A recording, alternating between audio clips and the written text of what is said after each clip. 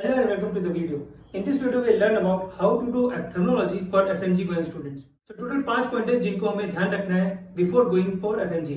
So before starting ophthalmology you should know the anatomy of ophthalmology. अब anatomy से मतलब ये हुआ कि आई की पोजीशन क्या है, आई में कितनी लेयर्स होती है, कौन सी नर्व है, कौन सी मसल्स है, इनका एक ओवरव्यू आपको होना ही चाहिए। अगर आपको इनका ओवरव्यू पता होगा तभी आप उसकी पैथोलॉजी को समझ पाओगे। सेकंड है, जब भी ऑप्थेल्मोलॉजी आप पढ़ो उसकी साथ साथ में इमेजेस देखना बहुत जरूरी है। फॉर एग्जांपल अगर आप यूवीआईटिस पढ़ रहे हो तो इंटरमीडिएट यूवीआईटिस में कंडीशन होती है फ्लोटर्स। अब आप रटने लग जाओगे उसको तो वो उस टाइम तो याद रहेगा, लेकिन फ्लोटर्स दो सिचुएशन में आते हैं, एक इंटरमीडिएट यूवीआईटिस में भी आते हैं और दूसरा रेटिनल डिटैचमेंट।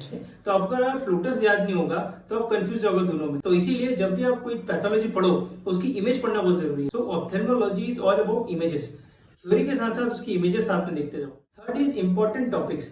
ऑप्थेल्मोलॉजी में एक सेट ऑफ टॉपिक्स हैं जो कि हर साल नाउ एंड देन रिपीट होते रहते हैं। तो उसकी at the end of the video में उसकी पूरी एक लिस्ट दे दूंगा। वो मस्ट नो टॉपिक्स हैं, विदाउट उसके आप एफएमजी एग्जाम जाने की सोच भी नहीं सकते। Next topic is PYQs.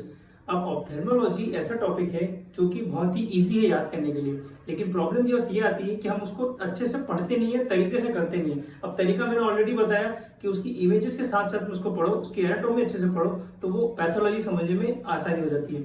Next है पीवाईक्यूज। अब पीवाईक्यूज में जब आप पीवाईक्यू सॉल्व करते हो तो उसको सॉल्व करने के साथ साथ में रिकॉल क्वेश्चन भी देते हो।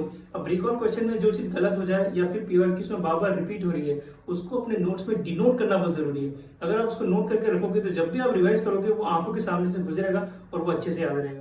Next is custom modules.